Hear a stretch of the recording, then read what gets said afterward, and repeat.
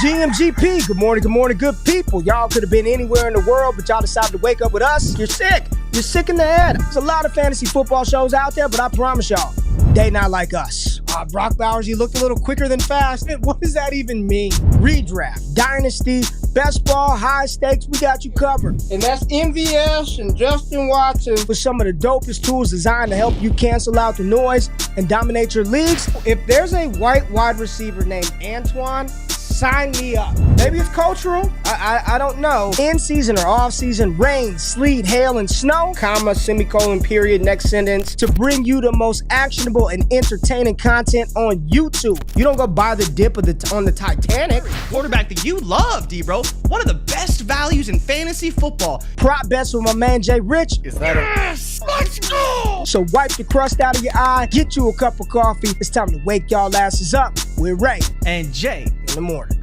My God. How good is Dude. he? How good? Let's get it, GMGP.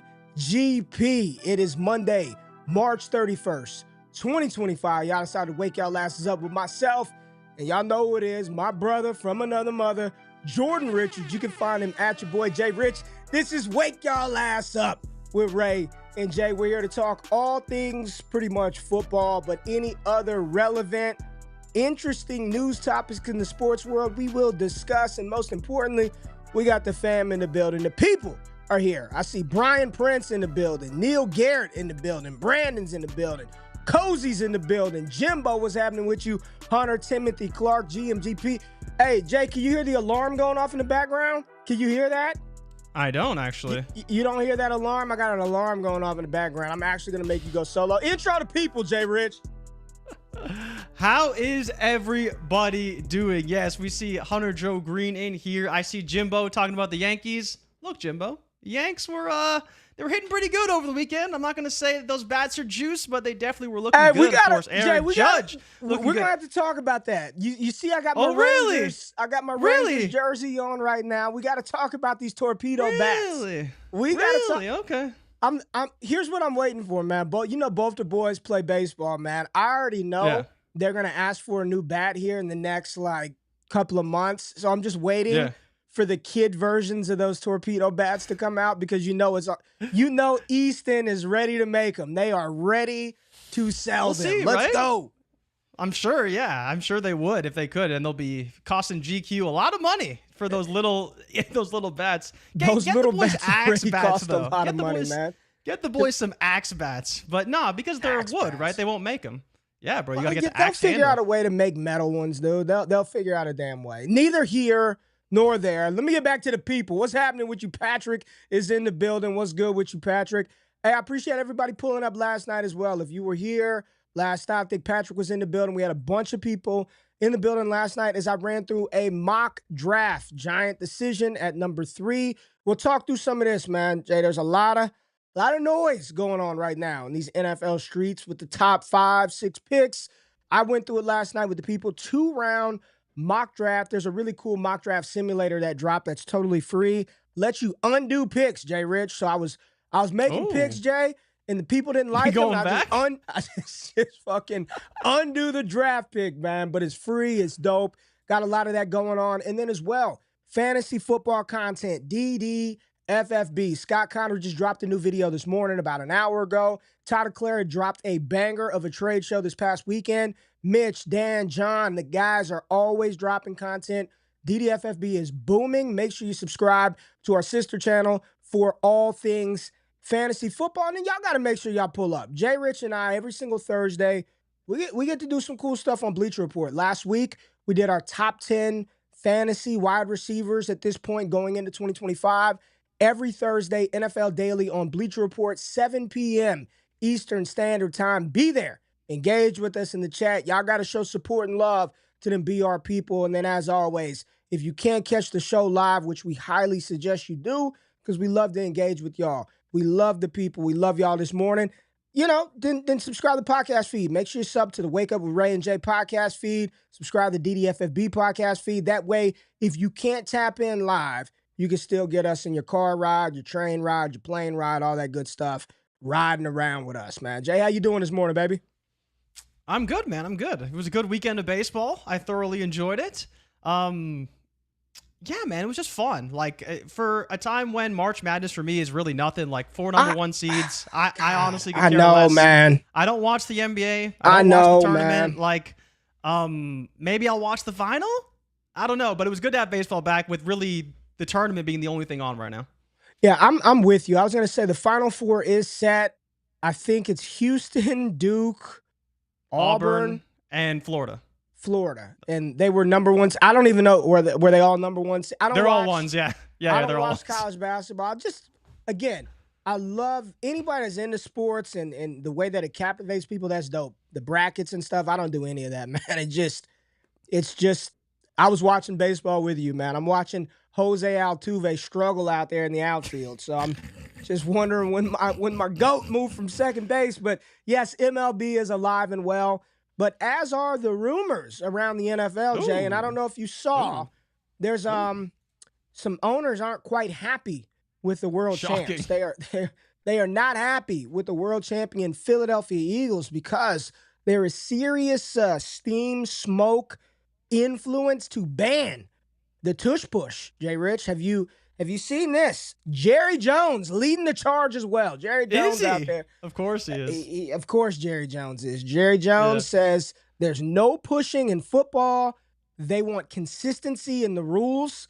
That they want to be consistent. There are no pushing. You don't do that in football. Be consistent. Yep. We need to ban this. Although there's some data out there, Jay, that where are you at, Jay? There's some data out there that I saw only less than 1% of all plays last year came from the tush push. Less than 1%. Less than 1% of all total plays in the NFL were as a result of the tush push. What are your thoughts and feelings about owners not being happy with the Eagles pushing Jalen Hurts? I mean, surprise, surprise, right? When you have a clear advantage over every other team and they can outvote you, there's a world where maybe this play could be banned. And it's funny because I understand where they're coming from. There is rules in place saying you aren't really supposed to push players from behind and all that stuff, but it happens all the time. Like whether it's a tush push play or it's a goal line rush, like there's still players pushing, whether it's offensive linemen or other wide receivers to help get guys over the goal line. So from that point of view, it's like, what are we really doing here other than trying to take away a clear advantage the Eagles have over virtually every other team? They're the most successful team. I don't even think it's an advantage over every team, Jay, because every other team could do the same thing. Every team, but it's the level of success, right? They can do it, but it's the level of success the Eagles have doing it. No team, I believe, is even close. And the hard part about this whole thing is banning it. There has to be a reason, right? And while the pushing is one reason, the reason that doesn't help them is there is no injuries. I believe there's been like one recorded injury on a tush push ever, and it's a very, very low percentage. So even when you talk about things like the kickoff rule and why it was changed because of injuries, like there isn't even an injury reason to ban or change the tush push. And so that makes it that much harder. But it's funny because I don't know if you saw what Nick Sirianni said, but Sirianni said the good thing about this vote is that he should have 4 votes in his back pocket. He's got Kellen Moore's, he's got Shane Steichen's, and he's got Jonathan Gannon's, because none of those guys would be head coaches without the tush push. And that's just a fact, unfortunately, for them. Yeah, I think it's kind of weak sauce, man. I mean, every other team could do it, and you're talking about the success. And they do, right? Yeah, they do it. I mean, every other team, they try to do it, they implement it and do it. I think it's weak stuff. Personally, let them push. I mean, it's less than 1% of the plays in the NFL. It's like 35,000 plays. I think 100 of them were tush pushes. So it is what it is. It's just funny to see Jerry Jones talking about consistency and rules and, there's no pushing in football, yada, yada, yada. Don't ban the tush push. Let Philly and everybody else do it. But did you see the other report from last night that apparently Sean McVay and Sean McDermott got into a bit of a, I forget what the terminology was they used, but let's call it a heated exchange for my paraphrasing, with Howie Roseman and the assistant GM of Philly last night talking about this, apparently. Really? Yeah. McVay wants it? McVay and McDermott were getting into a bit of a heated exchange last night with Howie Roseman about it. And just, interesting. Again, that's what people were talking about last night, and I think Schefter wrote about it last night. But yeah, apparently there's a bit of a little thing going on. So there could be some steam with it, but we'll see if it ultimately gets banned. I think they need, what, like 75%? or 80% I of don't the know votes what I don't know what it's the it's threshold an is, overwhelming man. majority, I believe. It's not like a 50-50 thing. I think it has to be an overwhelming majority that rules in favor of a rule change. Okay. It might even Let me be see. almost Let me see what the unanimous. people are saying about this. I don't think people care about that. Don't like this at all. Just like let them play. You know what I mean? Don't even like Yeah. Philly, but if it gets banned, why not get other plays banned? I feel you, Jameson. Same way, man. Same way. I'll tell you who's not upset, who's not getting banned, who's actually really happy today. And we have not had a chance to discuss this player, this news on this show. But you're wearing a New England Patriots pullover, Jay Rich. Look like you're part of the staff here. There's a player who is now on the New England Patriots to talk about the man, Stefon Diggs, making his trek to New England with what was the deal he got, Jay? Oh, it was a 1-year deal. It was like, I think 3 for $69 million overall, but it's 1 year guaranteed basically. So we're good. We're good. No stress. And honestly, Ray, like if I'm going to play a player to perform for the Patriots and be their quote unquote wide receiver one, like pay Stefon Diggs $25 million. Like, what do we care? We can't get anybody on the team.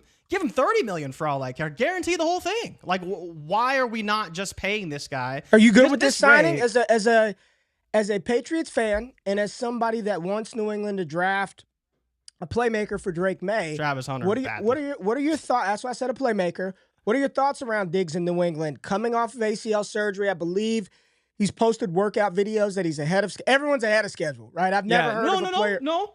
Hey, our very own Jeff Mueller said he buys it. He said he buys that he's ahead of schedule. He likes what he's seen so far. So, isn't it just funny how we sometimes you fade receivers and players coming off of ACL, but this one is okay. The 30-year-old Stefon Diggs it's okay. Neither here nor there. He looks good in workout videos. What are your thoughts on the fit in New England with Drake May inside of this offense? What can he do for this young quarterback that a lot of people are expecting to take a major step forward, Jay? There are real high expectations for Drake May. How does Diggs aid in his development and the success of this team? I think it depends on what version of Diggs we get, right? I think a younger Diggs could be a bit of a problem for a young Drake May, but hopefully in his latter years, being a little bit more mature and the mentor that he can be, not just our wide receiver room, but to the quarterback as well. The best part about Diggs is that he can play inside and outside, right? Like, I don't think his outside wide receiver abilities have gone just quite yet, but he can definitely play inside. So I think there's a lot of opportunities to add playmakers both inside and outside, right? And so you're going to have situations where you have a player like Pop Douglas and you have Stefon Diggs on the field, and that creates a lot of mismatches for the team. And I just like what Diggs could do if he is healthy. Now, people can talk about him being overpaid. I don't think this is the answer for them being good, but it's definitely a good player that can help anchor that wide receiver room. Should they choose to bring in another guy in the draft, then maybe you have 3 competent receivers for Drake May, and we can see what he can do. It's not going to save the team. It's not going to make them better than probably a 6-win team at this stage, but to add a player like Diggs, and of course, the one and only Cardi B on the sidelines. Diggs is energized. I'm more than happy to add that as well. Diggs is energized. I mean, Diggs has got a $69 million deal. 69. Got Cardi B. It's only one year guaranteed. Cardi B on his. I think Diggs is ready for the season, man. Diggs' recovery is going well, Jay Rich. It's going well. It's going well. I can assure you of that. Oh, yeah, I'm sure it is. But let's deviate from the show sheet because I do want your thoughts on this because I don't know if you've commented on it yet. What are your thoughts on Dak Prescott slimming down? Because you talked about being in the best shape of his life, ahead of schedule, and he apparently dropped 40 pounds, which, again, if you've seen Dak, he actually does look quite thin now, but he looks like maybe he could be doing a little running this year. But what are your thoughts on seeing Dak slim down a little bit? Because he was looking good, in my opinion. I think Dak look real good. Look slim. Ready for the season. You know, we got Lamar slimmed down last year. It worked out well. Yeah. Worked out very well for Lamar Jackson. At this point, I don't even remember what the injury was that knocked Dak out. I don't remember when he left. Did he break his ankle? Nah, he broke his ankle. I don't know what he did. Hamstring, back, foot. Who cares? He looks good. The physical appearance looked good. I was happy to see Dak slim down 40 pounds, man. That Ozempic getting everybody, man. Yeah, it looks good. It was hamstring, yeah. Yeah, hamstring. I think it was a hammy. But Diggs, I think Diggs in New England, I think it's good for Drake May. I really do. I do think you can stop with Tet McMillan at number 4 overall. I think we can stop God, I hope so, man. doing that. I fucking We'll hope so. talk NFL draft later, but we could stop with Tet McMillan at 4. I never thought he should have been drafted that high. It feels just a little too high to take a receiver, and with Stefon Diggs being there, I think that sort of dampens those aspirations as well. Another dampening of aspirations potentially, Jay. Did the Giants just say, we know we're not getting any of them? Did the Giants just tell us, I know damn well we're not getting anybody, because they signed Russell Wilson, your boy Russ, let him cook, signed them. Remember, I think it was you. I'm almost positive it was you on this show in front of the people who, after Russell Wilson's couple of starts, you were ready to just long-term extend them. I was in. Let's go, Russell Wilson. What are your thoughts here, man? What are your thoughts here? Russ in New York, they probably weren't rating on Rodgers. They signed Jameis Winston as well. I was doing the mock last night, and there was some commenter that said it feels like New York knows they're not getting Sanders or Ward, and they're making preparations to have some QBs in place for them not getting one of those two quarterbacks in the draft. Your thoughts on Danger Russ in New York? How is this going to play out? How does this work? And will this stop them from taking a quarterback if one falls and it's available at 3? It definitely doesn't stop them from taking a quarterback. And Ray, to be honest, I actively root for them to take a quarterback, because if they take a quarterback, it means the Patriots are getting a damn good player at number 4. Right. But the problem is, you got Russ, you got Jameis, and they tendered Tommy DeVito. Now, they could cut Tommy DeVito. It wouldn't cost them that much money, and I believe they're only got $14 million tied up in Russ and Jameis. But, what, you got 3 quarterbacks on the roster, 2 that are competing for the starter job, and there's still thoughts they could draft a quarterback because, let's be honest, they need one. Russ isn't going to move the needle, but if you look at all the efficiency metrics for a player like Malik Neighbors, we brought it up on the Bleacher Report show, Daniel Jones was 36th in fantasy points per dropback. Russell Wilson was 17th. Jameis Winston was 23rd. So, just by that measure alone, Russell Wilson is significantly better as a quarterback than Daniel Jones was at his time in New York last season. Is that going to save their jobs, though? I don't think so, but maybe makes them a little bit better, and like you said, add some stability at quarterback that they haven't had the past few years that they've been desperately looking for. It may not save their jobs, but it definitely makes them, I think, gives them a lot more options at number 3 than they had previously, having Jameis and now Russ. Yeah, I think it does. Well, ultimately, if you had to guess and place a bet, if one of the quarterbacks is there, will they take one? Yes, I think if Shedeur's there, they take him. You think so? Because you were very much in the camp that Shedeur wasn't going to be a top 5 pick a couple of weeks ago. I still believe he's not going to be a top 5 pick, but desperation is setting in, right? Like again, because there's a world where it could still go Ward, Carter, Hunter, because if they don't take a quarterback because of this, Sanders isn't going top 5 unless someone trades up, at which point Pats aren't taking him, Jags aren't taking him. Next is the Raiders at 6. So I still think it's a very good possibility he's not a top 5 pick, but as you said, maybe they're still in the quarterback running. I don't think $14 million to your quarterbacks takes you out of that because of what Sanders could be if he doesn't go to 2 to Cleveland. Fred, I said people underestimate how much mid QB play can make a difference on a team with horrendous QB play the year before. One more time. This is the state. This is such a real yet depressing comment. It is very much real and accurate, yet very much depressing. People underestimate how much a mid quarterback can make a difference on a team when you had a horrible one the year before. Like, you're just looking look at Cleveland, right? You're like just Watson looking to for Jameis. Yeah, you're looking for bare minimum competency here at the quarterback position, which I know we make a lot of fun of Russell Wilson, but he's better than anybody that they had back there last year. Now, the bar is very low. It wasn't a very high hurdle to jump over, but he is a lot better of a quarterback than what was in the building, throwing the ball to Neighbors and Robinson and Theo Johnson and handing it off to Tyrone Tracy than what was there the year before. Jay, in the pre-show, I just asked you, how did we get here today with a player who signed a contract for $120 million last year? How the hell are we here today with San Francisco 49er wide receiver Brandin Aiyuk to the point where There are multiple news outlets. I mean, this is news, right? This is news. Per Adam Schefter, San Francisco, they are not expected to trade wide receiver Brandin Aiyuk by Tuesday when he's due $22.85 million, barring a late deal materializing. Sources told ESPN's Adam Schefter on Sunday. Aiyuk, who signed a 4-year, $120 million extension with the 49ers last year, is due $22.8 million bonus if he's on the team's roster tomorrow, April 1st. Haha.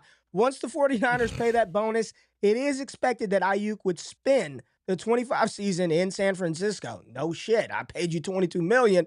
You're going to be here this year. What? Like, there have been conversations and rumors and buzz about Aiyuk potentially being. How do we get here? From a player who it felt like was universally loved, man. It seemed like Niners fans like Aiyuk. It does. Okay. It feels like I know today's history makes you think otherwise, but going to the offseason going into last year, it was all about that Aiyuk. Get Purdy those weapons. Aiyuk's ready for an explosion, and now we're at a spot where they want to get rid of him potentially. How do we get here with Brandin Aiyuk, Jay? I mean, okay, Ray. So let's really turn back the clock a little bit because rookie season was pretty good. Second season, remember, he was in the doghouse, right? And he didn't play that much. He was in the doghouse, and Shanahan said he wasn't doing enough and he wasn't working hard enough. Then he came back-to-back 1,000-yard seasons. As you mentioned, 2023, 75 receptions for 1,300 yards, 7 touchdowns. Great year for Aiyuk going into that contract year. But the thought was not so much whether they pay Brandin Aiyuk, but there was reports of him being traded. Pittsburgh was very much in the mix. There was some talks of New England and such like that. So they were definitely entertaining the possibility of moving him, on top of the fact we weren't sure if they were going to pay Brock Purdy, and Trent Williams is holding out. So there's a lot of factors here at play, and it seemed like Brandin Aiyuk could have been the odd one out because, as you talk about incessantly, quarterbacks don't grow on trees, and they're going to have to re-sign Brock Purdy. And with that, it's going to be difficult to keep Aiyuk and Trent Williams and Debo and Christian McCaffrey and everyone on defense without getting rid of somebody, and Aiyuk seemed like the guy potentially after they drafted Ricky Pearsall in the first round. Then they trade Brandin Aiyuk, or sorry, they don't. They sign Brandin Aiyuk, trade Debo Samuel instead, but you still have a situation where they need cap space to sign Brock Purdy, and Brandin Aiyuk maybe is still a luxury at his current price tag. But for $22 million, he's definitely going to be on the roster for this season, but it never really seemed like they wanted him, in my opinion, because all offseason it was him holding out and him potentially being on the move to Pittsburgh for a very, very long time. It wasn't until the final hour or close to it. They signed Trent Williams, they signed Brandin Aiyuk, and then they got 7 games and he tore his ACL. And now we're wondering whether or not he's still the long-term answer at wide receiver at his price tag for the 49ers. I'm just... Is it the injury that did it? I just wonder why they even signed him in the first place to that type of extension. It's just desperation, right? They knew Christian McCaffrey was hurt. They still wanted to try and make a run. We kind of saw the writing on the wall for the Niners where if it doesn't work out this year, it's probably not going to work because they got to pay Purdy and they're going to be paying Aiyuk and Debo still. Like, I do think there was a world where they thought that this was kind of their last hurrah. And if they weren't paying Aiyuk, he wasn't going to be on the field. And without Aiyuk on the field, Christian McCaffrey hurt, like they really had no chance. And that's exactly what happened when Aiyuk got hurt. He wasn't very good when he came back. And even still, he got hurt anyways and wasn't available. I'm reading the comments. Jason said Aiyuk wanted out last year and probably still wants out. I do remember was it Jaden Daniels and he doing the FaceTime calls right here. Sounds like poor planning on San Francisco's part. Totally agree with that. No team wants to do for them. No team wants to take on Aiyuk's contract. Is it really that bad? If he's what he's been, this isn't a bad contract, right? If he can return to what he's been, 1,200 yard receiver, this isn't $22 million. That's lower than Nico Collins is getting paid, right? I believe it's $30 million though. His actual deal is 30 because it's it's 4 for 120, right? So he's getting the $22 million roster bonus. That's just the bonus, which is going to guarantee him basically being on the roster because he's being paid so much money. But he's basically got the DK contract, right? So he got the 4 for 120, that $30 million a year, which DK obviously got this offseason. But I wouldn't be surprised if a lot of GMs feel like DK's overpaid, feel like Aiyuk's a little bit overpaid, right? Depending on what we see from Devontae Smith with his extension, Jalen Waddle, his extension, like those kind of guys. Are they really all going to get $30 million a year? That's the question. Aiyuk probably close to worth it, but probably more so for a bad team than a good team. Speaking, this great segue because we were talking about Brock Purdy and what the San Francisco 49ers are going to pay him. I saw a report that it's going to be in that $50 to $55 million annual range for Purdy. There was a podcast. I posted this on my Twitter feed, the Built for More podcast. Brock Purdy was on it, and this year, Jay, I've really enjoyed listening to athletes talk about their experiences on the field, behind the scenes. It's just a glimpse behind the scenes that we don't get from these players and these athletes. And Brock Purdy was talking about playing quarterback in the NFL and how he can't fucking see half the time he's throwing the ball. I want y'all to listen. It's so fascinating to listen to them talk. So here it is right here. It's on my account. It's the Built for More pod. I'm going to play this real quick. I'm going to play this for y'all real quick. All right, I got a question. You can hear it, right, Jay? Okay, you're going to throw a seam. Got it. Devo's outside. He's going to run a seam. What do you see? Can you see that he's actually open? Or, like, help me, because it doesn't make any sense to me. You're 6 foot, whatever you are. Everybody in front of you is a foot taller than everybody else on the planet. Hands are in the air. And it's just, I mean, because the angle we get, they're like, oh, God, he had a step. But if you're 40 yards away on the ground looking through 20 other people, what do you see to release that ball? Or do you know it's 50-50 and you're just going to try to put it in the right place? I mean, so my quarterback coach, Brian Greasy, the last couple of years, he and I talked about that. He played 11 years. His dad's Bob Greasy. But we got talking about how really it's 60-40. You can see about 60% of the time, and the other 40% you really can't. I mean, it doesn't matter how bigger you are. Right. I mean, I'm already shorter in stature, yes, but he goes, that's why it's so important when it comes down to knowing coverages, knowing scheme, where our players are supposed to be, how many steps they're breaking, and where the ball should be over a certain backer. Like, all those things, man, it matters. And that's why, like, guys, if you go to a combine and all those things, you're just throwing on air, and yeah, you look all good with a strong arm and fast jumping, all that stuff. But when it comes down to 11 on 11 and you got guys that are a foot taller than you and you can't see, it comes down to the processing. Like, before the play, like, I know that the safety's probably going to rotate down. It's going to be one high, and I got one hitch, no more than that, to rip it where Debo's supposed to be, like, just inside the hash, and there's a backer that's also got a 40-inch vert that I got to put up. Like, that's what's crazy. All those things. Yeah. When you fit it in over the backer and underneath the deep safety, I'm like, oh my. And he's elite in the middle of the field. Yeah. 100%. Yeah, your Crazy accuracy good is in the middle of the field. Yeah. It is. Jay, I thought that was just fascinating content as we sit back all the time and, I would have done this, or he made the right play, or this is what he should have done. Or I tell everybody this, and you saw for yourself firsthand about, was it 2 years ago when we were in Mobile for the Senior Bowl? And I just remember Jaron Hall. I'm not trying to bring up, scarred memories of Jaron Hall, quarterback out of BYU. I remember being behind behind the offensive play. And they say hut, and he drops back, and it's just shit going on. And I'm watching, there's no way he can see.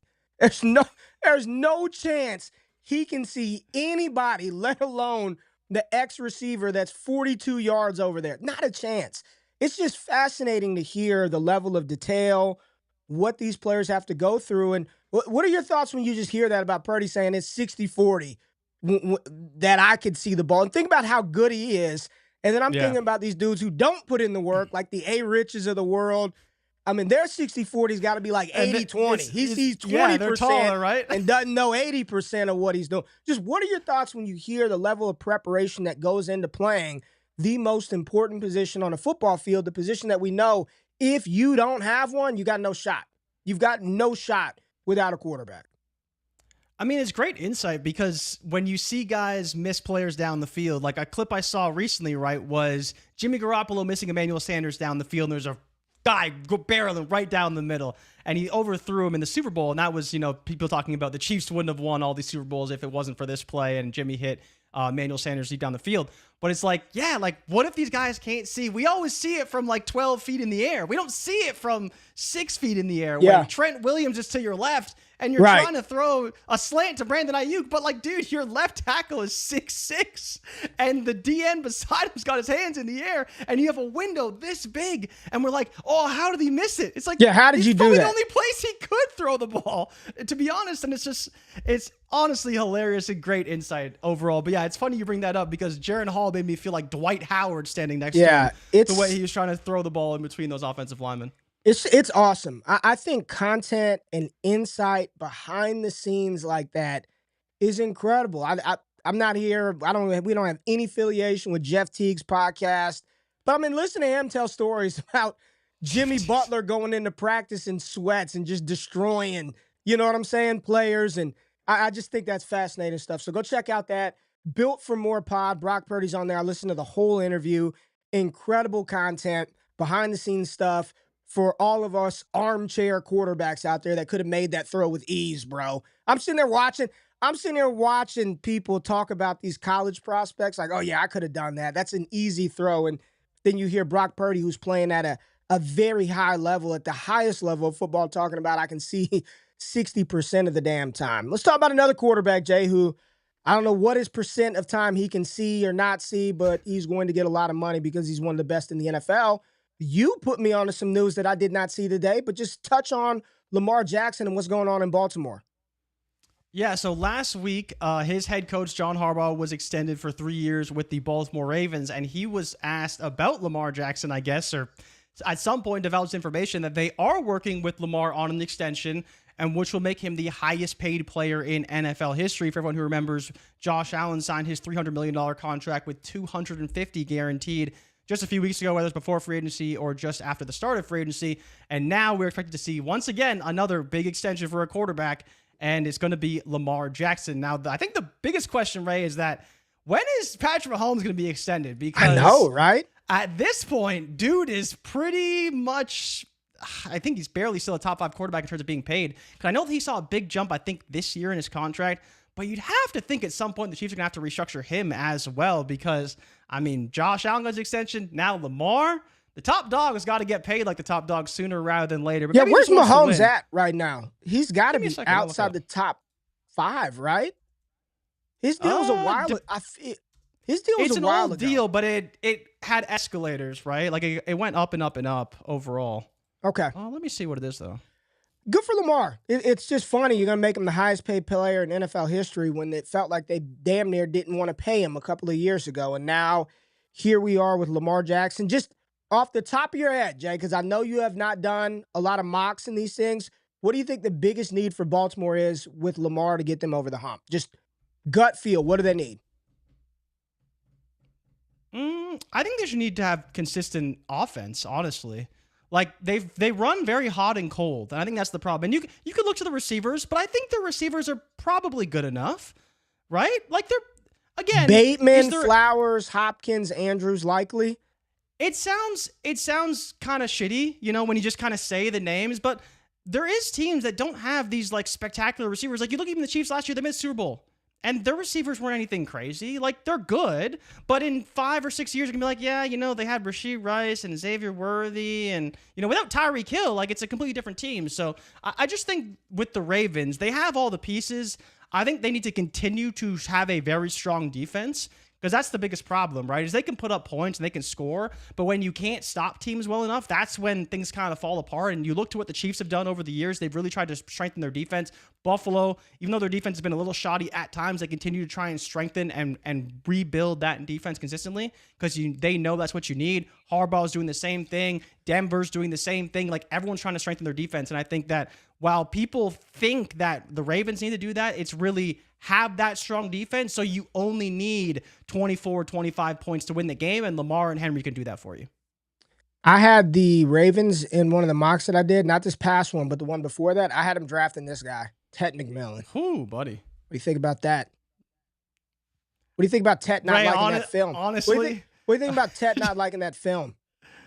Yeah, I mean, it's interesting. I don't know if it's the real question is he a move on the I'm just gonna say this. I don't think so. This is why my career ended early in college, right? I'm just gonna say this. Watching film is not fun. It is not. It's long. You're tired from school. It is not fun. It ain't like watching just Bomb Productions highlights, okay? It is not. It ain't watching that. It's your damn coordinator rewinding like 7 and they're steps just ripping into you 42 probably, times right? and ripping you constantly over what it is not fun. Like, I'll just say that. And that's the difference between the greats and the non-great. It is not fun. And he ain't the only. There are plenty of NFL greats that you hear talk about their experience and time playing the game now or playing the game when they played, and they're like, yeah, I didn't watch any film. You know, I did this, I did that. I wasn't watching any of it. It is not a fun process. I had him drafting Tet, though. What do you think about that? Tet to Baltimore. It's fine. Doesn't move the needle. Give them another edge rusher. They can go rush the quarterback. Doesn't move the needle. In my opinion. All right. I don't think so. All right. Well, another quarterback. I don't even know why we have to do this every week, but it was a news topic. Mike Tomlin, the Steelers have no deadline, in quotes, for Aaron Rodgers. No deadlines. Ridiculous. That's so stupid.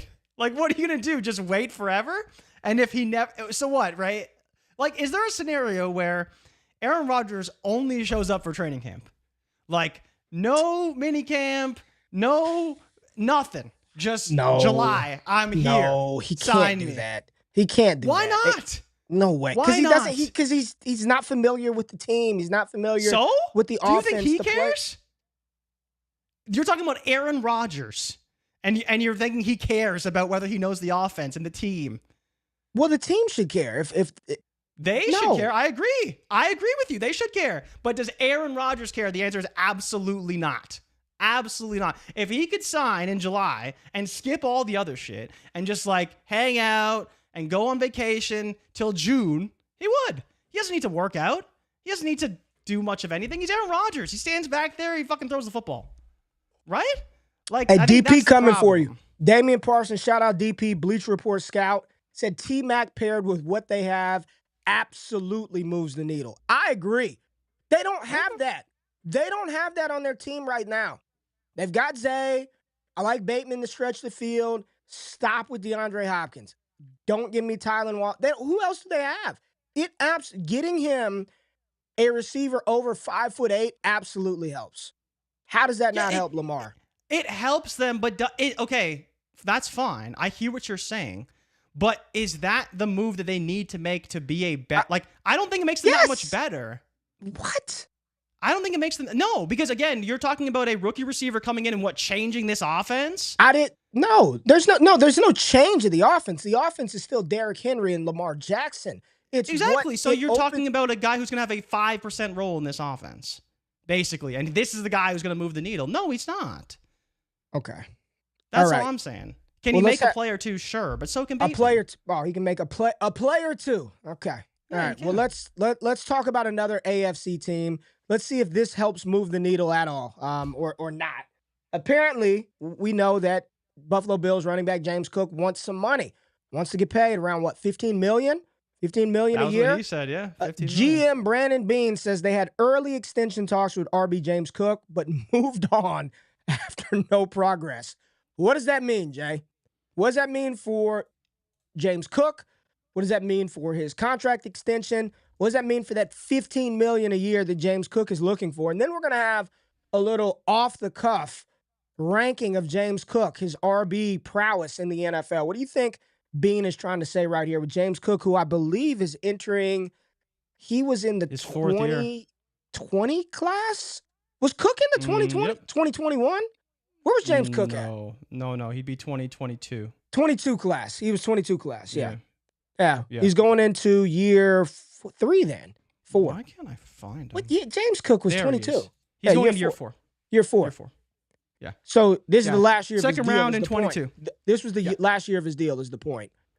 Yep, last year of his deal this year. Do they get it done? Or do they like Ray Davis enough no. to be like, we're not paying you $15 million. I don't give a damn what you want. They are not paying him. They've extended basically every player but James Cook. They've extended linebackers. They've extended safeties. They've extended defensive linemen. They signed Joey Bosa, signed multiple receivers. They are not giving this guy a deal unless he brings his price down to probably $8 to $10 million, I'd say. Then maybe we could talk. But they have literally extended players on both sides of the football, multiple positions, kept guys on the team, especially for a team that had very little cap space. Like, they don't have a lot of room to pay James Cook a ton of money. And because of that, running back is a luxury position. We're going into a draft where they have a very good pick that could net them a top 3 running back if they really like somebody. Buffalo, and they've got the 30th pick, and then they also have 2 second rounders, Jay. I think it's like 59 and 62. They got 2 second rounders as well in Buffalo. Right? And so with that, they could draft a running back. I still think they need defense. If they could get a really good corner, it'd be great for them. Like, Ezra Thomas would be a great pick for them. Trey Amos would be a great pick for them. If they get a safety in the second round, because safeties are going to slip once again, I think it'd be good for them. But then, like you said, that running back spot, I like Buffalo a lot. What do you think about that Everyone Andrew knows I love Makuba that. out of Texas, Jay Rich? What do those safety ranks look like? The safety ranks get thin real quick for me. They get thin real quick for me. I don't watch a lot of safety tape. I'm not a big safety guy. Okay, but keep going. You're Xavier cooking, Watts baby. is the one. Xavier Watts is the one I really like, but I don't know where he's going to go. Is he going to go second round? Okay. Well, because I think he's a little bit underrated. Like, Nicky Manwari is going to go high. And then you got Malachi Starks, right? He's really good. Probably going to go in the top 20. Nicky Manwari, South Carolina. You like that? Yeah, like I that said athletic freak? I prefer my safety just be able to cover. That's why give me second round Xavier Watts over Eamon Warrior. I don't need the freak athleticism. We'll be all right. But I think they will take a running back. Second or third round makes a lot of sense for the Bills. And James Cook's just overvaluing himself. We all know that. He had a great season last year, scored a ton of touchdowns. Not going to happen this year necessarily. Ray Davis, second year in the system. They could draft a guy who's very talented. I wouldn't be surprised if they go after like a guy like Brasheel Tootin. I think would be great for them as well. Shopkey said, nah, Bills draft the running back 100%. Hey, chat, how many of y'all want them Jay Rich NFL draft safety ranks? Let me know. We can set the sheet up to get those Jay Rich scouting reports to you for that Xavier Watts. What school did he go to, Jay? Come on, Notre Dame, baby. Okay, I'm just making sure we're on the same page, man. I'm making sure we're on the same page. All right, Jay. We got to get some consistency here in the show, all right? And that's what Kevin Stefanski said he needs as head coach. This is in quotes from Kevin Stefanski. As we go through this process, you try to identify the guys that you believe in, whether it's in the first round or the 7th round. Are there guys that we can get in our building and try to develop them? Stefanski said. I think that's another thing people lose sight of, thinking that these guys are finished products, but they're not. So for us, whether it's the quarterback position or any position, it's about understanding that there is a jump that they are going to have to take over the course of their career. Here's Stefanski again. I think that obviously is the goal, finding consistency of having a quarterback who can play the entire season. I think you look at the teams that are having sustained success that comes from having a quarterback that's there and healthy. Unfortunately, we haven't been healthy at that position, and that's a huge challenge. This was Browns head coach Kevin Stefanski talking about looking for consistency at QB at the number 2 pick. Jay Rich, when you hear those comments, combined with everything else we've heard, we've seen about Cleveland, I know that all mock drafts are just slamming Abdul Carter number 2 because they don't like Shedeur, whatever. I'm listening to the head coach talk about, like, we haven't had a QB play the whole season. We need consistency at that position. There's going to be a learning curve at that position. I'm going to leave it open-ended. What say you about those quotes from that head coach and their number 2 pick? They also have the 33rd overall pick as well. I think he's just stating the obvious, right? Like, let's be real. What did he really say that we don't know already? Yeah, teams with good quarterbacks that are healthy generally do pretty well in the NFL. And when you have a quarterback who sucks and is hurt, you're probably not going to do very good. That's basically what he said. I know that you want Shedeur Sanders to go there, Ray. I know. Wait a minute. I'm Myles just doing Garrett. this. I'm operating the show. You don't know what I'm doing. Look at this. I did both. I put Kirk Cousins up too. I'm just putting up options. Kirk Cousins isn't going there quite yet. We will see if things change. As you mentioned, Abdul Carter is still the overwhelming favorite to go at number 2 at -270 on DraftKings, which is great for me. But At the same time, it's interesting that they talk about this because even if you do bring in a Kirk Cousins, how does that bring you stability at quarterback? He was awful last year, coming off injury, but he was really, really bad. And then outside of that, you really have next to nothing in the building right now but Kenny Pickett. So again, while I do believe there's a lot of world where Shedeur could get drafted at 2 because of everything we saw from the Myles Garrett interview with him snickering. He's going to. Okay, but here's my question to you, right? Are we betting Shedeur Sanders to go 2 at plus 275? I don't think that's worth it. And so you can say he's going 2. You can have the courage of your conviction, but I would rather just wait and see what happens because I think that Abdul Carter going 2 makes sense. And while Shedeur could go 2, I still think it's a less likely scenario right now. Let me just ask you, since you're all about needle movers, that's what you're about, needle movers. Yes. How many wins does Abdul Carter add to that Cleveland Browns team with Kenny Pickett or Kirk Cousins at quarterback? As many as Shedeur Sanders will playing quarterback and not having another edge rusher. Yes. You're discounting how good that defense would be with Abdul Carter. He could make if this team is going to allow 20 points a game with Abdul Carter and 24 points a game with Shedeur Sanders. So he just comes in and he's fucking Micah Parsons from day one. He's just 15 sacks out the game. He's the number 2 overall pick who just came off a fantastic season, who everyone says is a freak generational player. Why would I not think he could potentially I don't think anybody be said what he's Micah a generational Parsons player. Who said he's a generational player? If there was a generational player in this draft class, it would be Travis Hunter or Abdul Carter. No, that's all we've heard it's since January. Not Abdul Carter. It can't be Abdul Carter when the guy that they're comparing. But why are you backtracking comparing Abdul Carter to is in the NFL right now in his like 5th season. So he's not a generational. No, he's not a generational edge. He played edge 1 season. No. Okay. No. So a few months ago, when you're talking about Abdul Carter. When you're talking about Abdul Carter, you said, wow, like he only been playing edge for 1 season. He used to play off-ball linebacker. So how much more can he develop in the NFL but as an I edge never rusher? said he was generational. And Micah Parsons did this without what? Without playing with fucking Myles Garrett, the best edge rusher in the NFL. So Abdul Carter's job becomes that much easier playing with a player like Myles Garrett. So yes, I do think this defense can have a massive impact if they draft Abdul Carter versus Shedeur Sanders. How do we know Shedeur Sanders can put up more points than Kenny Pickett? We don't know that. We don't. And that's just the truth. Maybe he can, maybe he can't. But there is definitely a world where this defense is drastically improved with Abdul Carter. I don't think it's crazy if they decide to take him. Listen, we're going to look at a mock where Sanders and Carter both end up in Cleveland. Would you buy that? That's a big improvement, right? It's a big improvement. I don't know if I'd buy that they're going to be good, but it's a big improvement. Because they got to get the only way they can be good is with Abdul Carter, right? Is with the secondary edge rusher. That's the only way they can be good. No, they need a quarterback, but this team is more than they're more than a lot away. This is a bad team. Kirk Cousins, what are we talking about, man? No, Kirk's terrible. And they already said that they want to keep him. Like Atlanta's already said they're not moving him. And they shouldn't. No, unless something changes, right? They're not going to move him. Let's back into the number 1 pick because there are more quotes that I want to hit on here. Here, Brian Callahan, head coach of the Tennessee Titans, all right? This is Brian Callahan talking here. I think it's a short list at number 1 for sure. It's all the guys that I think are worthy of it. The ones that everyone talks about out there. And between Travis Hunter and Shedeur Sanders, Cam Ward, and Abdul Carter, I think those are. That's the top of the draft for me. Those are the most elite players in the draft. Brian Callahan told Tom Pelissero. There's going to be a lot of good ones that certainly come after them, but I think at this moment, those are the best players in the draft and at the top of it.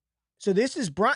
I just think there is a massive disconnect between the draft scouts of social media, in which we operate mainly Twitter, right? Twitter, Facebook, whatever the fuck you use, and like the actual NFL. Because I'm even looking in this chat, Shedeur this, Shedeur. I'm sorry, man. I'm going to trust what Brian Callahan says over Slow Dog 911 that's on our channel talking about Shedeur Sanders being a bust. I'm going to lean with what's being talked about in the NFL over Snoop Naughty 1603 that's on the channel in the Wake Up chat. You know what I'm saying?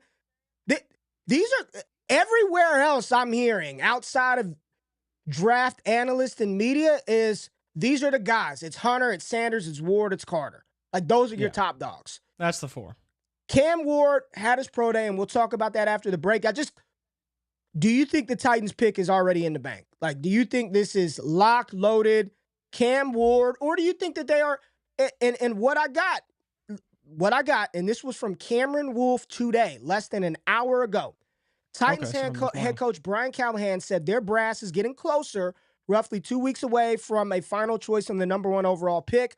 Last data point is on Colorado's pro day and Shedeur Sanders and going to see them. And then they're doing some Zoom thing with Ward. They had a dinner with them. I think it's pretty much locked in, but this conversation around these guys, this is why I think like the smoke is, I don't know if the Giants believe Sanders will be there at 2, Jay. At 3. Yeah, I mean, I wouldn't be shocked if they believed that, because at the end of the day, like, they had to make a decision at QB, and if they end up with 3, I don't think would be shocked either. But there's definitely a world where Cleveland does take a quarterback, and you know, you talk about whether the pick is in. I don't think it's in quite yet, but in 2 weeks, I think we'll basically know. It's been Ward for a while, like basically since mid-February, and then the combine came, and it seemed like there was more momentum going towards Ward at number 1. Now, again, I don't want to rule out the Giants trading up, because I do think there's a world where maybe the Giants still want to pay the piper and trade up for number 1, but I do believe that Callahan also said that he hasn't been overly involved in trade talks, but for the most part, they are planning on keeping the pick unless a very big offer comes in. Do you think, especially this year, I'm looking at the teams, you look at the order, I don't think there are a lot of candidates to trade up to number 1, right? And I wonder if teams are like, the Giants.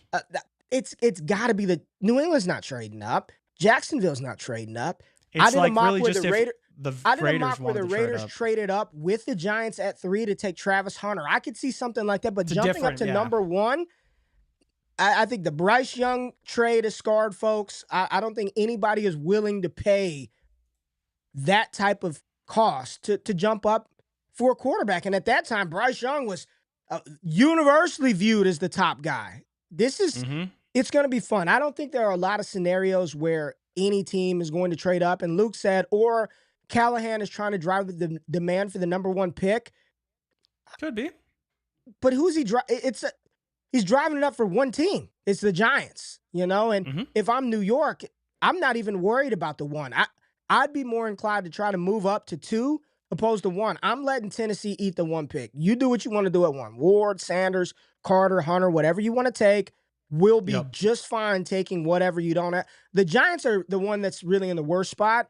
And had they not won that meaningless game at the end of the season, they wouldn't even be in this boat that they're in. It's insane to me that type of gamesmanship doesn't go on a little more in the NFL. All right, we got to take a break. I need some water. We need y'all to run the likes up, hit the thumbs up button, like the content. We're going to pull up a mock draft, talk through that.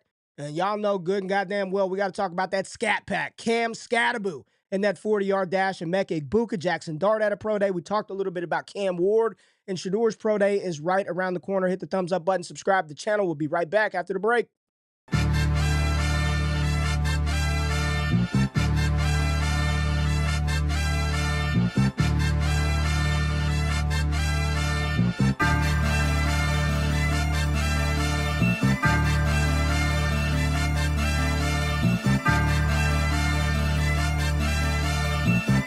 Appreciate y'all pulling up. This is Wake Up with Ray and Jay. Hit that thumbs up button, like the channel, subscribe to the channel for all the content, and make sure if you are here and you missed it last night, went live with the good people going through a 2-round 25 NFL mock draft. Check that out. It is on the channel right now. We've got content on our sister channel, DDFFB. Scott Connor dropped the video this morning. Quarterback war, I believe that's what he's talking to. I know Cam Ward was on the thumbnail. Trade shows over the weekend. Dynasty Theory, Jay, they're going live tonight as well, right? Dynasty Theory, Mitch, Dan, John, and the boys. Yeah, they're going live tonight. I believe they're talking about players to either trade for or trade away. Some veterans. Yeah, they're talking some veterans, I believe, tonight. So it should be a good show. Trade those vets away. Make sure you pull up on the DDFFB channel, subscribe over there. Jay Rich, let's get into some pro days, some pro day times, and some confirmation biases or negative reactions. Let's start off with that man, Scat Pack. Cam Skattebo, running back from Arizona State, Jay Rich. I mean, he's just got that dog in him. 5'9", 219 pounds. We have been waiting for time, and we can debate how much 40-yard dash time matters or not, but he did clock in at a 4.65. Time reports are he ran between 4.65 and 4.68 at his pro day, which leads a lot of people. You know what they do. When you run at the pro day, they add 0.05 seconds to the 40. If you do that, Cam Skattebo ran a 4.7. What are your thoughts here for a player? What are your thoughts here for a player that I've seen, he's going to be a second-round pick. He's going to go in the NFL. He's going to be a starting running back out the gate. What do you think this does or does not do for his NFL outlook? I'll say this. I changed nothing in my grades for Skattebo. I knocked his speed down a little bit. I thought he'd be a little faster. I thought he had a little more acceleration than that, but he didn't change the tier for me. He's still in the same tier that he was prior to the 40-yard dash. I still feel the exact same way. I think he's going to be a good complementary running back at the next level. The 40-yard dash time, I mean, I've said it all along. He's not fast. Like, you can tell he's physical. He's a good contact runner, but he's not a blazer, right? He's not ripping off long runs. I think he's a good complementary role running back that everyone loves, got a cult following. But my projection and evaluation on him changed pretty much zero. I bumped his speed down a little bit, which impacted his overall grade. I think he went from like a 6.6 to a 6.4 because of the speed, but I feel the same way about him. He's like 5'9", 219 is like Mike Davis, right? He's like it feels like just he's like the new Mike Davis, though. Right? Mike Davis got bigger. Yeah, it's funny, you're not right? A because Skattebo fan, Jay. You don't really. No, I'm not a. You're not a big. I don't appreciate scrappy running backs like I probably should. But no, it's interesting because I think here's the problem for us, Ray, and I'll give you a very good parallel that I think you'll agree with this. If he's not a third rounder, which if a GM really loves him, maybe they'll take him in the third round. I think he's probably closer to a fourth rounder, at which point I think he parallels relatively well to a player that you got, and I will be with you here, got very wrong. But if he shows early, I will buy in. And it's Ramondre Stevenson. Okay. Ramondre Stevenson out of Oklahoma was slow. What do you mean? You got him wrong, too. What the hell are you trying to throw me under the bus for? But you were very anti-Ramondre early on. And we changed our tune, though. But we did. We sure did. When we saw him play in the system, we changed our tune. We said, you know what? We think this guy's going to be great. The problem is you're not going to have that this season because people are going to draft Skattebo either way because they like him, right? So to be balancing, if he has a Ramondre-type career arc, where Ramondre in his first season didn't do a whole lot, 133 carries, 606 yards, 5 touchdowns, which is fine, then started the following season, has kind of been okay ever since, that could be Skattebo. But the thing with him is he could actually be better because he does break more tackles. He's arguably still a better receiver. Oh, he's a very good receiver. He's a very good receiver. He's a very, very good receiver. And so at that point, it's difficult to compare him because I have to ask you this. Do you think his speed could impact his ability to catch passes in the NFL? Because, like, he's not outrunning any linebacker, and there's a lot of DNs that can stay with him, too. And so is there a world where his upside that we like as a receiver, he's maybe just too slow? Like, Ramondre's ability as a receiver isn't great either. It's just he kind of makes it work with screens, and he catches passes that way. And he can get out of the backfield, but he's not really breaking off big plays. Like, he only averages 6.2 yards per reception in the NFL, which is really low for a running back. Like, it should be closer to 7 or 8 for faster ones. So I think that's the issue with Skattebo. But if he's a fourth rounder, I think he'll be okay, and he'll probably make his way in the NFL. You're not putting fear into people when you're not explosive. You know, it's the which receiver was it? I think it was a receiver that whatever time they ran, I remember Eric Crocker, shout out to my dog Eric Crocker, covers the 49ers, played in the Canadian League, played in a little of the NFL, but when the time came out, I remember Eric said, man, corners are going to jam the shit out of him. Like, they just doesn't have the vertical speed. It might have been Tet when the 4-5 came out. I don't think he wasn't like he's out on him, but he's like, oh yeah, that's a time that just doesn't incite fear Doesn't strike fear, yeah. in defense. Or it was Restrepo. It was Restrepo, not McMillan. It was Yeah, Xavier 'cause he was very Restrepo. slow, He was right? like, dude, when you're that slow, like you're the mark on the other side of the ball. And while creating separation in college is one thing, dude, the college defenses are so bad. They're so bad. So I'm not even viewing and judging them on the same scale because what they're going to see at the NFL level is 100 times different than what they saw in the Mountain West Conference, right? In Yeah. the MAC, in the Atlantic Coast Conference. It's just a much different game. I haven't adjusted. He is where he is. I think he's a day 3 running back. He's a complement in an offense.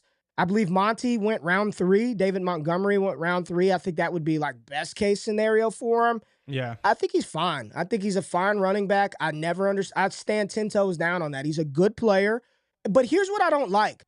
I want draft analysts to have some conviction with him because I have. And I've said, this is what I believe he is. You know what people do is the fucking cop out? Every team would love him. All 32 teams would love him. He's a guy you just want on your glue guy. Is he good or not? Is he going to succeed or not? Stop giving me that. All the teams would love to have him. He's just a football player. I don't know where.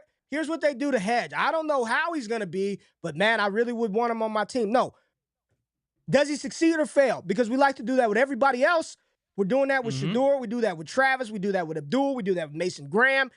Is he going to succeed or fail? Stop copping out because you don't want to pick a side and just say all 32 teams would like him. Nah, man. Pick a side. Succeed or fail. I think he's fine. Not great. Not spectacular. I think he'll have a role at the next level. Another player, Jay, who also had their pro day, and you see, varying reports about him rising, falling, whatever. Ohio State wide receiver Emeka Egbuka, who ran what was reported a 4.48 unofficial 40. Two sources at Ohio State at a 38-inch vertical jump. A lot of people were concerned, I guess, about Egbuka's speed. What if I said all along, Jay, that he's going to run faster than people think? You add the 0.05 for this, he's about a 4.5 runner. That's what he looks like on tape. He's about a 4.5 kind of speed guy, 38 vert. That's good explosiveness. Your thoughts on Egbuka? He's being mocked anywhere, let's say the mid to late 20s to the early second round. Is that where you think he'll end up settling in at? I hope so. Like, I really do. I think that the best thing for Egbuka would be to probably stay in that 20 to 32 range where he can go to a good team and he probably have to be the guy right away, but still a first rounder, still demands that type of respect. He's a great receiver. He profiles as a bit more of a slot right now. Maybe another team will see something different and want to do that and change him to play more outside. But yeah, I was fine with the speed. I didn't expect him to be super fast. I think the hands are great. I wish he ran maybe a little bit faster, especially considering it's a pro day. But other than that, no concerns. Like, the thing about Ohio State receivers is that we continue to talk about their speed as if they aren't fast, but they kind of continue to debunk that and still are running fairly fast. So I'm not really too worried about with Egbuka. But question for you, do you think he can be the second receiver off the board? Well, Because I was going to I've seen ask some you that. reports, people talking about that, saying he I could was be the gonna second ask you receiver that. off the board. Well, Let's talk to it when we get to the mock. Let's talk to it when we get to the mock. Sure. Because I was going to ask you the same thing. Where do you think, to be honest with you, I don't even know who you think the first receiver is going to be off of the board. And by all the stuff that's going on, I don't think anybody really does either. The last pro day that I kind of want to discuss let's talk about Cam Ward's pro day really quickly. Because I made mention last night on the mock that I hadn't seen any reports on how good or bad the pro day was. What I was seeing was it was fine. Yeah. He had a good pro day. I saw that Ryan Wilson from CBS on Cam Ward's pro day, this is what he said about Ward's pro day. He said that it was the best pro day performance he had seen in person, and it wasn't even close. He had gone to Bryce Young's. I think it was Bryce Young. He mentioned CJ Stroud, Anthony 4 or 5 Richardson. years, So probably. from that 22 to 23 class, so the last couple of years, he said it was the best pro day performance he had seen in person. Again, we just heard Brock Purdy talk about all that shit is good until you get on the field and their 6'7" arms swinging all over the place. But Jaxson Dart, his pro day was this past week, Jay Rich, and there were I think at this point, everybody kind of feels like and knows this is going to be the third quarterback off of the board. What's more interesting about his pro day, which I heard was very good, very positively reported, was Cleveland Browns head coach Kevin Stefanski was there. Their quarterback coach was also there. Kellen Moore, head coach of the Saints, was also there in attendance to watch Jaxson Dart throw.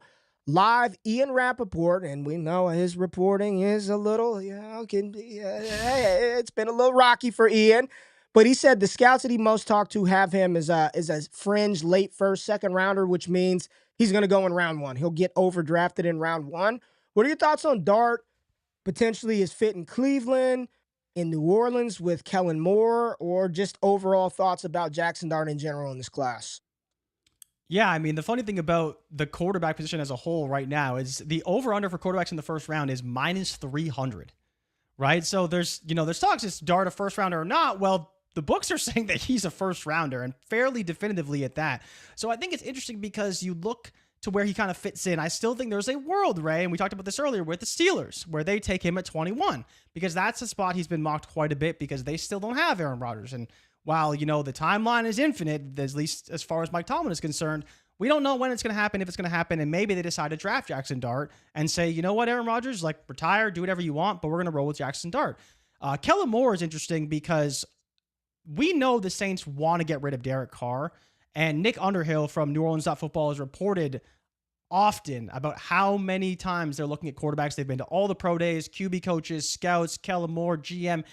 Everybody is at all these events. And then I'm sure a lot of people don't know this, Ray. I don't know if you even saw this in the sheet, but they hired Garrett Nussmeier's father to be their offensive coordinator. And of course, see that. Superstar LSU quarterback Garrett Nussmeier is going to be in the draft next year, and the Saints definitely going to want a quarterback either this offseason or next once they can hopefully get rid of Derek Carr next year. But as far as Dart, I think top 10 is possible. I had him to the Saints in a couple of mocks ago. I'm to the Saints a couple of mocks ago. The Saints is a very real possibility if Moore thinks he can run the offense. Very real possibility. They want a quarterback. The problem is they're kind of stuck with Carr this year and maybe next year, but I believe they can get out of it next year. All right. I want to pull up a mock draft. It's on NFL.com. It's free, so you can check it out over there. Shout out to Eric Edholm. I hope I'm pronouncing his last name correctly. He's the lead draft writer over here at NFL Network or NFL.com, however they talk about where they do their stuff. But I want to pull this up and let's talk through some of these spots and talk through some of the players, Jay. Pull up the board. We got it on the screen right now. Check out the work over on NFL.com. This is how the mock unfolded. Cam Ward went number 1 to Tennessee. Abdul Carter, number 2 to Cleveland. And not Shedeur Sanders, but Travis Hunter, 3rd overall to the Giants. Jay, I think this is a very real scenario that could play out. That it's Abdul Carter, then Travis Hunter following Cam Ward, which would probably make you feel really sad as a Pats fan because you're missing out on 2 of the players that you probably really wanted at 4. And without even looking, it's probably going to be an offensive lineman for New England. And yes, it's Armand Membu to the Patriots at 4, followed by Tyler Warren, Ashton Genty, and Mason Graham. What are your thoughts about just the start of this one? No Shedeur Sanders inside the top 3. I mean, it's interesting because per the odds right now, Travis Hunter is still the favorite to go number 3. It's close between him and Sanders, but Hunter is the favorite. But he's also the favorite to go number 4 as well, which is very interesting, right? So this was not the last mock that's on the channel, but the mock before with Travis Hunter on the thumbnail. I kind of think this would be best case scenario for the Giants to a degree. If I'm New York and the draft starts Cam Ward and Abdul Carter, knowing after New York, Jay, it's New England, it's Jacksonville, it's Las Vegas, it's the Jets, the Panthers, the Saints, and the Bears. Like, who really is taking a quarterback? Nobody. I'm shopping that pick. Somebody will trade up for Travis Hunter.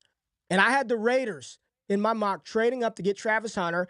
Giants drop back to 6. They still get their quarterback, and they acquired extra draft capital. If I'm New York, I'm trying like hell. If it goes Ward Carter, I'm trying to move back because I do think there's a world where they can move back and still land their quarterback, but signing 2 QBs also gives them the flexibility to not have to do that. So Travis Hunter goes 3, Armand Membu 4, Tyler Warren, which I continue to say I think this is a sneaky spot for him at 5, Ashton Genty goes to the Raiders at 6. Mason Graham, 7 to the Jets. The Panthers take Mykel Williams at 8. The Saints go Shamar Stewart out of A&M. And then Will Campbell goes 10th overall to the Bears. So no Shedeur off the board yet, Jay. Anything crazy sticking out to you? No, pretty standard. Just Warren, right? Warren's fit in Jacksonville and how that's going to work with Liam Cohen at the helm. It's probably the biggest surprise so far. I would love it. I think it would work just fine. I think it would work. I know there's enthusiasm for Brenton Strange, but if you got an opportunity to upgrade that position, knowing how Liam Cohen deploys the tight ends, I think Tyler Warren would be a very nice upgrade. Do you think they would take Warren over Tet? Yes. Okay. I think Warren has a better chance to be considered and viewed as the best player at his position long before McMillan ever will be considered that at his. Fair. That's just my take on it. So you take the better player in Tyler Warren. At 11, the Niners, my God, they get Jalen Walker at 11. Buddy. Yeah. He's polarizing though, isn't he? Yeah, he's a polarizing player because he played linebacker, but you're going to try to get him to convert to rush the passer a little bit. Off-ball linebackers being devalued at times in the NFL. I give Robert Saleh, Jalen Walker standing up, and Nick Bosa with his hand on the dirt on the same side and just say, go cause havoc on opposing offensive lines would be crazy. At 12, the Dallas Cowboys do go running back, Omarion Hampton. Now, there was a report or a comment, quote, Bob McGinn this morning, I believe, Jay Rich, there was some conversation about Omarion Hampton not being nearly as highly viewed in the NFL space as like the draft analysts are viewing him. They said he's tight-hipped, doesn't have a lot of wiggle, and the NFL is not as high on Omarion Hampton as Mel Kiper, Daniel Jeremiah, putting him at 12. Do with that what you will. I'm just the messenger and the conduit of the news that you may have missed. But there are some reports out there that Hampton is not viewed as high as and not worthy of picking at 12. If I'm Dallas, I'm just going to say there's no way in fucking hell I'm taking him at 12. No. Like, no way. No way. Trade back a bunch of spots. Not with the players that are on the board and not with this draft class. There's no way. Not a chance I would do this. I would not do this if I were Dallas. Miami takes Will Johnson at 13. Give me Will Johnson. Colston Loveland goes 14 to the Colts.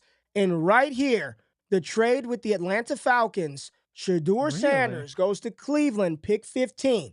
I'm going to read what Eric put in this.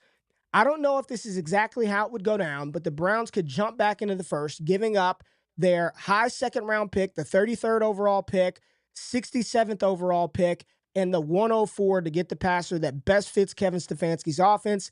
Cleveland's coach wants a tough, smart, accurate passer, and those are Sanders' best qualities. So they gave up a second, a third, and a fourth rounder to the Atlanta Falcons in order to draft Shedeur Sanders. What are your thoughts here with this trade? Cleveland giving up those picks to get their quarterback in conjunction with Abdul Carter. I mean, it's probably their best bet, right? I mean, you're going to bet on the second, third, and fourth rounders, or you want to just bet on the quarterback that could maybe be the guy that takes you to where you haven't been for years, and you still got Abdul Carter? I think it makes a lot of sense. They didn't have to give up a future first, which if you're Atlanta, I mean, you probably want that future first. Probably. That's good. It's good. Yeah. I do think it's a little light considering they did not like second, third, and fourth. I mean, I don't know what the I don't know how much you're gonna have to trade for the the 15th pick. I don't know if that because they have 33, don't they? Well, didn't the Eagles? What did the Eagles trade to get AJ Brown? It was the first. It was like the 22nd overall pick. It was a first. It was like it was like 17 or something. Right. I mean, this would be great for Cleveland if they were able to pull this off to get Abdul Carter and Shedeur. But now they don't have a second, third, or fourth round pick. Which, again, I'm not very familiar with Cleveland, but they could probably use a bit of depth on that roster, right? Probably. Like, realistically. Probably. Right. Arizona goes Jahdae Barron. I love this pick. You're putting him in a defense with years. Budda Baker to learn from him. I would love that. Mike Green goes to Cincinnati. Good pick there. Tyler Booker, O-guard from Alabama, goes to Seattle, who desperately needs interior offensive line help. Jahad Campbell goes to Tampa Bay. And Tet McMillan, there he is, off the board, 20 to Denver. I mocked him 20th to Denver as well. It makes sense. another big body receiver for Bo Like Nix. Courtland Sutton. Courtland Sutton is there. He could be the Courtland Sutton replacement. You got a deep threat in Marvin Mims. They still need to address the running back position, but they can do that in the second round at pick 51. I like this for Denver right here going McMillan. Pittsburgh goes Kenneth Grant. D-line, D-line, D-line. That's what all Steelers fans tell me. I also had Kenneth Grant. No, I had Walter Nolan going to Pittsburgh, or it may have been Kenneth Grant. It was one or the other. Donovan Ezraku, edge rusher, going to the Los Angeles Chargers. Matthew Golden going to Green Bay with Christian Watson. I keep forgetting that he had ACL surgery, so no downfield playmaker. Does this make sense for Jordan Love, Matthew Golden? I think it makes sense for Jordan Love, yeah. You talk about just like how he fits into the offense and kind of the way that he plays. I don't know if he's quite dominant enough. Is that probably the word I'd use to describe like... You don't like those yards per route run? No, I'm just saying, like, compared what about to those the other college players on the yards team... per route run?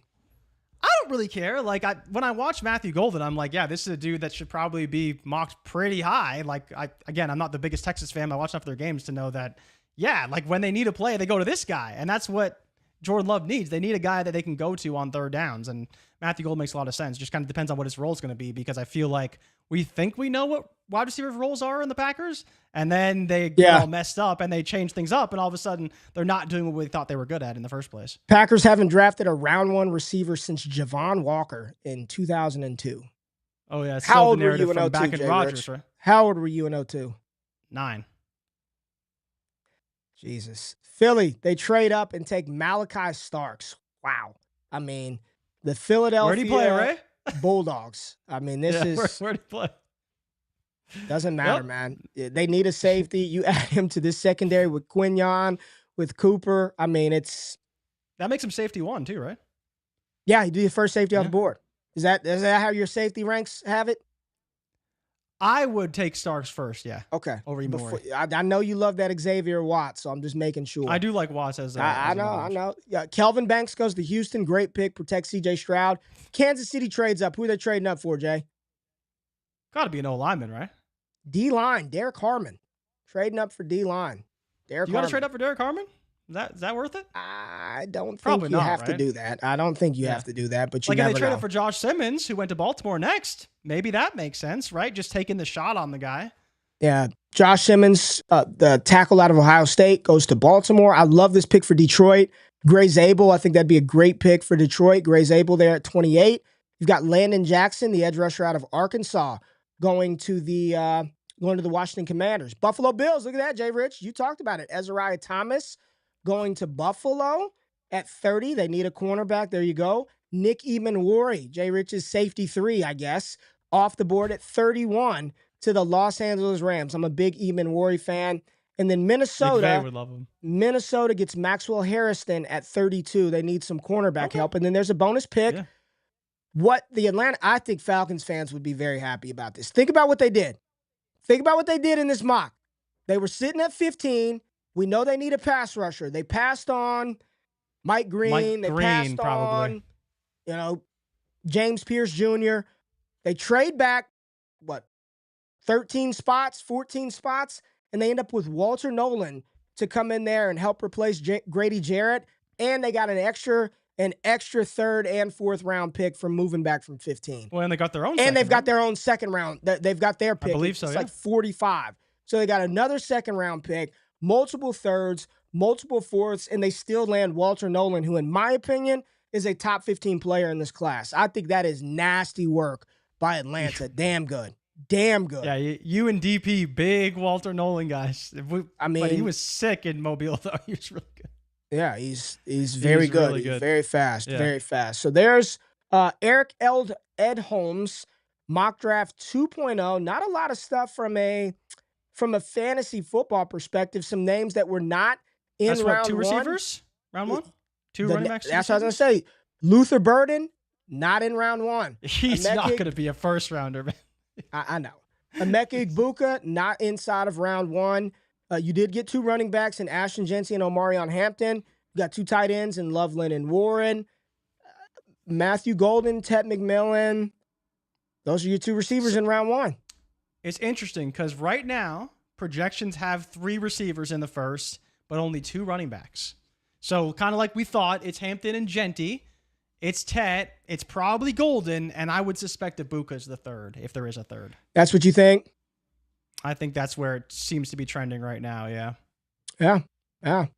Deion Sanders, 5-year, $54 million extension with Colorado, Jay. Big deal.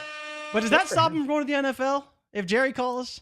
Dude, I looked up the coaching salaries. He'll be paid like a top 10 NFL coach this year. Yeah, he's but he'd probably be number one if he was. No. There's some coaches making $20 million a season. Okay. So he's going to be paid. I think it's over. I think he's a top 5 college coach paid, and then he's one of the top. He's getting like $11 million a season to coach Colorado. So if I'm do you Deion, have any concerns about him in Colorado? Not with the like recruiting classes they're getting.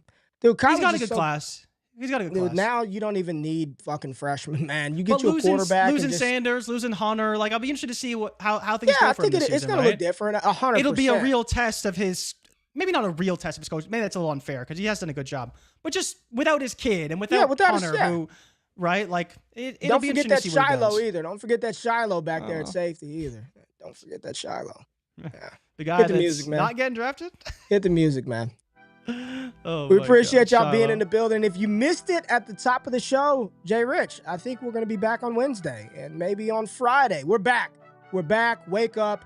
Monday, Wednesday, Friday, 9 a.m. Eastern Standard Time. We will be here talking through whatever the hell is going on in the NFL draft space. Maybe some of those torpedo bats we'll talk about. Some of that NCAA Final Four, Jay Rich. You think the people want to hear that? You're on mute. We cannot hear you, so that is fine. I'll read the box score for the people if they want, but that's about it for me. There you go. We appreciate y'all pulling up. Make sure you subscribe to the sister channel, DDFFB, for all the fantasy football content. Subscribe to the Wake Up with Ray and Jay podcast feed, the DDFFB podcast feed, and come join the community. I'm starting off my Trinity series privately for our Patreon members. So go to patreon.com/allgas or go to DD Fantasy Football, join the community. I'll be breaking down all the wide receiver rooms using them dots that we have. Follow the dots, trust the Trinity. We're going to make some predictions, make some bets, join the squad, join the community. We appreciate y'all being in the building, and we shall see y'all on Wednesday morning. Have a great Monday. Enjoy the last day of March. Wake y'all asses up with me and Jay. We out. Peace. Peace.